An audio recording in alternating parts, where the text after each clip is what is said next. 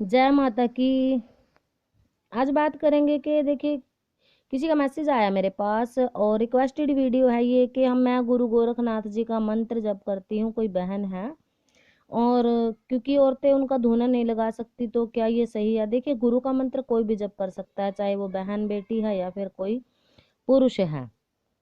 गुरु मंत्र तो कोई भी जप कर सकता है, ये सीधी सी बात है। तो वो क्या बोलते हैं कि मुझे प्रार्थना करने का तरीका नहीं पता और किस प्रकार से, क्योंकि अभी मुझे गुरु भी नहीं मिले हैं, पर भक्ति में मेरा बहुत ज़्यादा ध्यान है और मैं गुरु की प्राप्ति करना चाहती हूँ कि मुझे अच्छे गुरु मिले। तो इसके लिए आप बहुत अच्छा कार्य कर रहे हो। ओम शिव गोरक्ष मंत्र का जो जाप करते हैं वो ये सभी को पता है। और कोई और भी आपके पास गुरु गोरखनाथ का कोई शाबर मंत्र भी हो सकता है। तो क्या करना आपने, अगर आप धूना नहीं लगा सकते, ठीक है, औरतें धूना नहीं लगा सकती, पर उनको धूनी लगानी चाहिए गुरु के नाम की।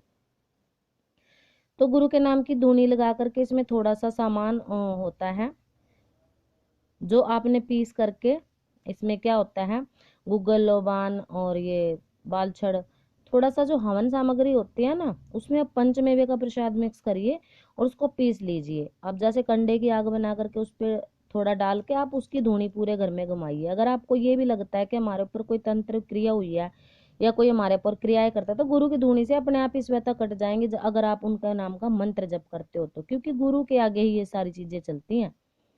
और गुरु गोरक्षनाथ जी तो क्या है कि इनसे प्रार्थना करोगे अपने घर में किए किराए को काटने के लिए, हे गुरु गोरक्षनाथ, इस पृथ्वी पर जारण मारण आदि जितने भी अभिचारक प्रयोग होते हैं, यानी कि जितनी भी क्रियाएं होती हैं, इस प्रकार के जितने तंत्र मंत्र होते हैं, वे ही नहीं, पृथ्वी पर विचरने वाले जो ग्राम देवता होते हैं, आकाशचारी देवता होते हैं, और जल से संबंध रखने वाले प्रकट होने वाले कोई गण हैं, उपदेश मात्र से सिद्ध होने वाले देवता हैं, कुल देवता हैं, मालाएं हैं, डाकनी हैं, शाकनी हैं, अंतरिक्ष में विचरने वाले अत्यंत बलशाली जो भयानक डंकनियां होती हैं, ग्रह भूत पिशाच, यक्ष गंधर्व किन्नर राक्षस ब्रह्म राक्षस बेताल कुष्मांड और भैरव आदि जो अनिष्ट कारक देवता भी हैं, उनको आपने हृदय में धारण किया हुआ है। और आपने उन आप ही के नाम से जो आपके हृदय में धारण करते, तो मैं आपका ये मंत्र जपती हूँ। तो आप इन सब से मेरी रक्षा करें, जो हमारी घर की कुल की देवी हैं या देवता हैं, उनकी हमें कृपा प्राप्त हो आपकी दया से। वही आप गोरखनाथ जी के जो मंत्र शक्ति है उस रूप से हमारी रक्षा करो। भक्ति भाव मंत्र से यह आपका जलाभिषेक सिंचन करता हूँ या करती हूँ, और हमारे सर्व अरिष्टों का नाश करो और हमारे सर्व मनोरथ पूर्ण करो।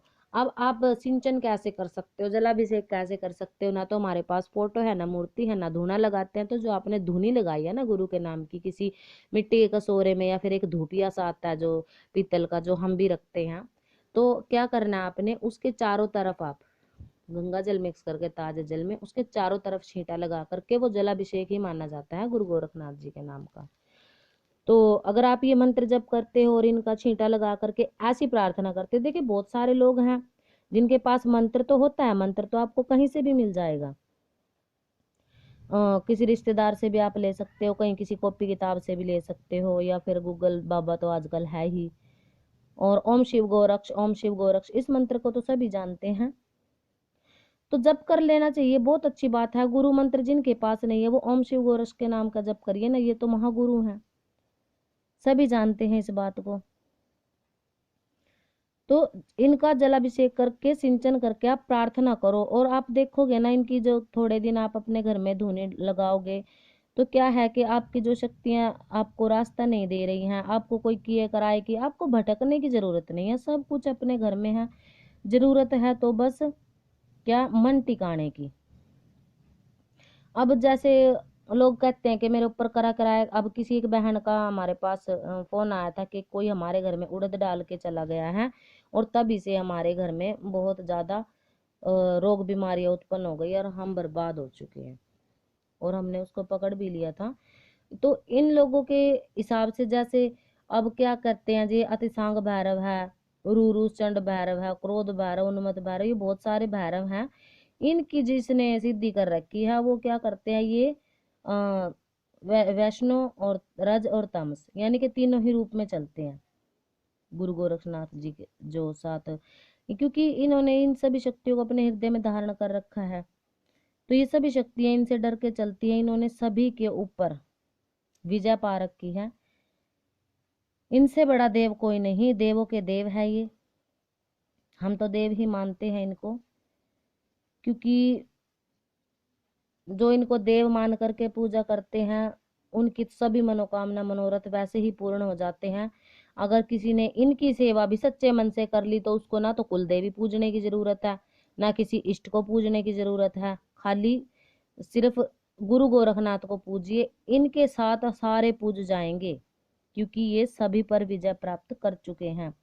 और इन्हीं की विद्या से हम उन लोगों को, जो लोग तो नहीं कह सकते, खैर शक्तियों को हम बाधित करके, क्योंकि हम बोलते हैं हमेशा शाबरी विद्या में यह आदेश दिया जाता है शक्तियों को, और आप जाने अनजाने उनको आदेश देते हो, आन लगी होती है। जैसे उठो रे हनुमान, ये बोल दिया जाता है कि सीधा सीधा बोलते हैं उठ रे हनुमान, देखो तेरी चमक का नजारा। ये ऐसे ऐसी वर्ड जो यूज किए जाते हैं, ये सीधा सीधा आदेश ही होता है। तो जो लोग इनकी सेवा पूजा करना चाहते हैं, जिनको गुरु नहीं मिल रहे हैं, इनको गुरु रूप में धारण कर सकते हो आप। धारण करने का क्या तरीका रहता है, हमने जो तरीका अपनाया था कभी जब हमारे गुरु नहीं थे, 2.25 मीटर का भगमा लंगोट और 5 लड्डू, एक लोहे का चिमटा इनके धुने में गाड़ करके आए थे, थोड़ी सी भस्म धुने से उठा कर ले आए, उसका रोजाना तिलक किया और गुरु गोरक्षनाथ जी का मंत्र जप किया। उसके बाद अपने आप ही क्या हुआ कि थोड़े से दिन मंत्र जप करने के बाद धीरे धीरे शक्तियों ने क्या है कि साथ देना शुरू कर दिया। धीरे धीरे जो अटके हुए काम थे वो चलने लगे। एकदम से कुछ नहीं होता। जैसे आप महीना सवा महीना अगर जप करते हो, इनके नाम की सेवा लगाते हो तब, और जिन्होंने इतने बड़े देव की सेवा उठा ली और जिनके घर में इनका वास हो गया, इनके नाम की पूजा पाठ चलने लग गई, तो उनको तो कुछ भी ये क्या होता है। हम लोग जैसे हम भगत लोग हैं, हम क्या करेंगे, सीधा सीधा कि कोई आएगा तो हम इतने बड़े तो देखो गुरु है नहीं, इतना ज्ञान तो हमारे अंदर है नहीं कि हम स्वयं गुरु गोरक्षनाथ बनकर बैठ गए। हाँ, गुरु तत्व में कहीं ना कहीं विराजमान है तो क्या कर लेते हैं, सभी भक्तों की बात है ये। अपने घर की कुल देवियों को धोक लो भाई, अपने इष्ट को धोक लो, अपने पितरों को धोक लो, 3 ही चीज बताई जाती है हर दरबार से। और अगर ये चीजें आपकी शांत ना हो, रास्ता न दे रही, तो सैनक दिलवा दी जाती है कि ये सैनक, ये भोग प्रसाद आप इनके स्थान पे चढ़ा के आओ, ये शांत हो जाएंगे और तुम्हारे ऊपर इनकी कृपा आ जाएगी। यही छोटा सा तो काम होता है। परंतु ये छोटा सा काम करने के लिए एक साधक को, एक भक्त को उन शक्तियों को जगाना पड़ता है। या तो गुरु के लिए साफ मन करो, गुरु की शक्ति को जगा लो, या फिर किसी भी अपने इष्ट की शक्ति को जगा लो, या फिर अपने कुल देवी देवता, अरे चाहे एक प्रेत को भी जगा लो, वो भी आपके सभी कार्य करते हैं। तो बात होती है किसी एक पर। क्या हम हमेशा बोलते हैं एक के साधे सब सद है, एक को साध लो आप, सब सद जाते हैं। किसी एक शक्ति पे ध्यान दे लो। क्या करते हैं कि 5-5 देवियां घर में बिठा रखी हैं। दुर्गा माता, खैर वो तो सभी की जननी है और सभी रूप, कुल देवी है, यक्षिणी है, माँ काली है, सभी की जननी वो है, इन्हीं से सारे रूप चलते हैं। अगर आप अकेले इनकी भी सेवा करते हो तो सबकी कृपा मिलती है, ये बात बिल्कुल सत्य है। परंतु क्या है, हमारा मन नहीं मानता कि हमारे कुल की देवियां जैसे माता धूतनी है, माँ मदानन है, साथ में चलती हैं, शीतला है, मसाणी है, हमारा मन नहीं मानता कि हम अपनी माँ को क्यों छोड़े, है ना। अब दादी की सेवा करते करते तो माँ को तो नहीं भूला जा सकता, तो हम साथ में कुल देवियों का भी भोग प्रसाद निकालते हैं, सेवा करते हैं।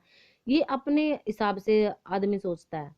तो इन सभी बातों का ध्यान रखते हुए, जो लोग ज्यादा पचड़े में नहीं पड़ना चाहते, जो ये सोचते हैं कि मेरे से ज्यादा जोत नहीं जलती है, मैं ज्यादा देवी देवताओं की सेवा नहीं कर सकता, उसको कुछ भी नहीं करने की जरूरत है। केवल गुरु गोरक्षनाथ जी का मंत्र जपिए, उनकी धुनी लगाइए, अपने आप ही सभी देवी देवताओं की कृपा आपको मिलने लग जाती है।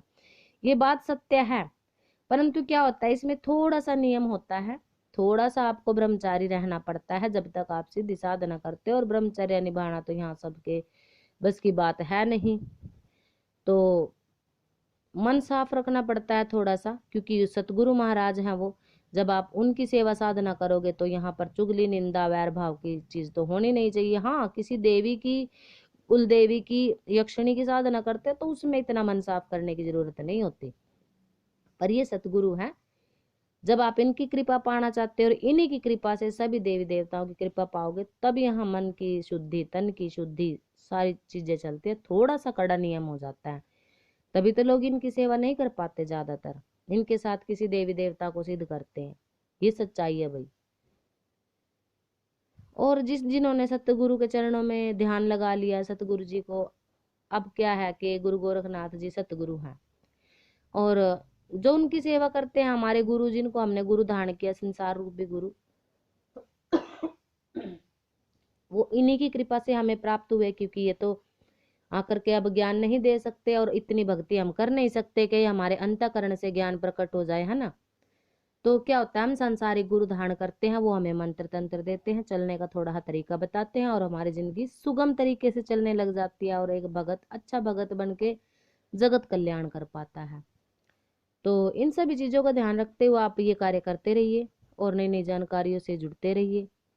चैनल को सब्सक्राइब जरूर किया करो, लाइक किया करो वीडियो अगर पसंद आती है तो।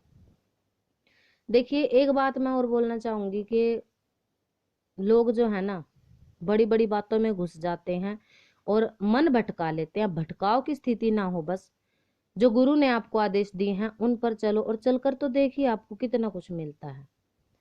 तो छोटी सी बात होती है ये, अपना मन साफ करिए और करिए सदगुरु जी महाराज की भक्ति शक्ति। तो सभी को जय माता की।